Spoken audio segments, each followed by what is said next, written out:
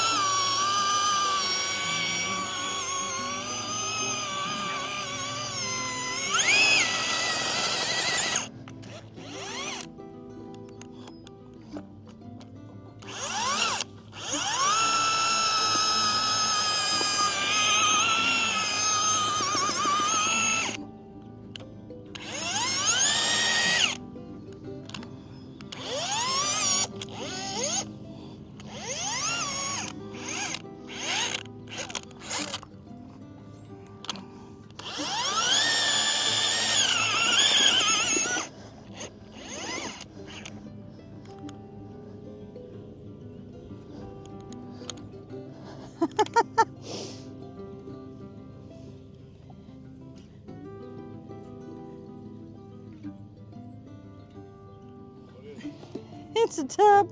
It's one of those.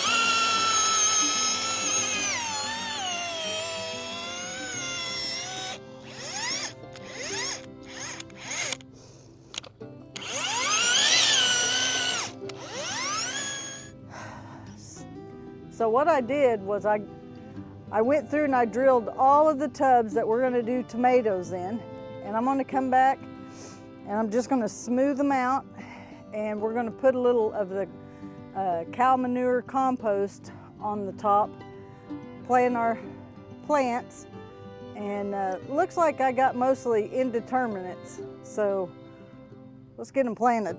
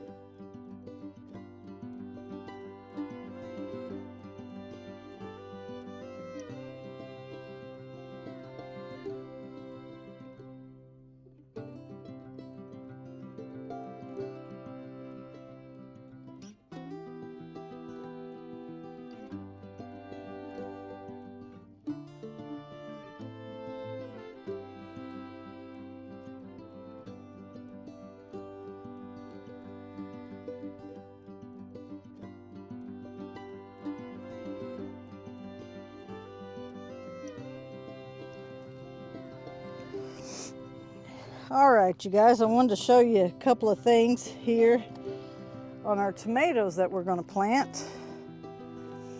I've got some Romas here, and as you'll notice on this tag, if you can see it, it says cherry paste tomatoes and determinate right there, if you can see that tag. That means that this tomato plant, when it blooms, it's going to just bloom. It's going to do all of its tomatoes all at once. Now, I wanted these Roma tomatoes so that I could use them in some salsa. Now, this other tomato, it is a Husky cherry red. It's a cherry red tomato. Now, if you can see, it says indeterminate on it. And what that means is it is supposed to give us a harvest all season long. It's not going to just do one set of tomatoes and be done. It's going to put tomatoes on all season, provided it's a good healthy plant. So that's something different for you guys to look at when you're buying your tomato plants. We did buy ours this year. We're going to put in several different kinds, but I wanted to point out to you the difference between determinate and indeterminate. All right, you guys, another thing I wanted to show you about tomatoes is the suckers on a tomato. Right here is your main stem going up here, and you got these branches coming off. In between the main stem and a branch coming off, see this little guy right there? That's a sucker. We don't want him on there. We're just going to go through and we're going to pinch off these suckers. You see that one right there? We're going to get rid of him also. Let's see. There's one right here. We're going to pinch him off. Now you want to bury your tomato plants. The instructions on the back of this says bury 2/3 of the plant, because you know this is going to be we can have a good root system. The deeper we bury it, the better it's going to be anchored in the ground.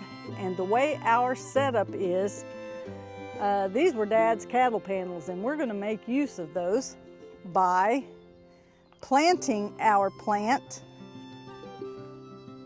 closer to the back of the pot. That way we can anchor it as it grows. We can anchor it to this cattle panel. So that's going to give us some structure, some stability for the plant to grow up and produce some good fruit. So we're just going to get these babies in the ground, and we're just going to watch them flourish. And when I pulled it out, we got a little bit of root bound there. I'm just going to loosen it up a little bit. I'm not going. You don't want to disturb it too much by taking all of the dirt off, but you do want to loosen that up a little bit. It's been constricted in this little bitty pot. When it gets in this dirt and is able to just relax, they're going to start to growing. So what I'm going to do is I'm going to go closer to the back here. I'm just going to make myself a good hole. Let's see. I'm even going to take off those right there on the bottom. But I'm going to make myself a good hole, and I'm going to bury that thing pretty sufficiently. I'm going to just tamp him in.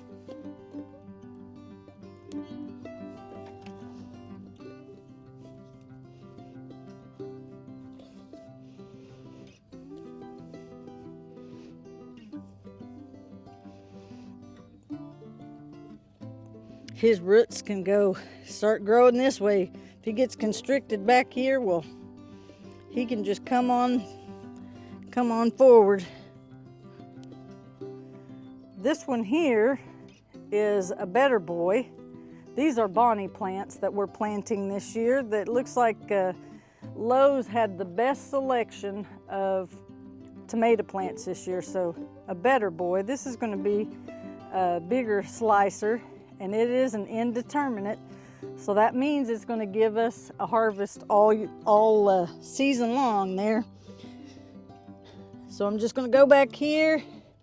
I did strip down some of these bottom branches because you don't want your leaves touching the dirt, and I see I have some that is touching that we're probably going to have to clip off, but you don't want that splash up and getting disease going on your tomatoes. So I'm probably going to have to trim some of these up, but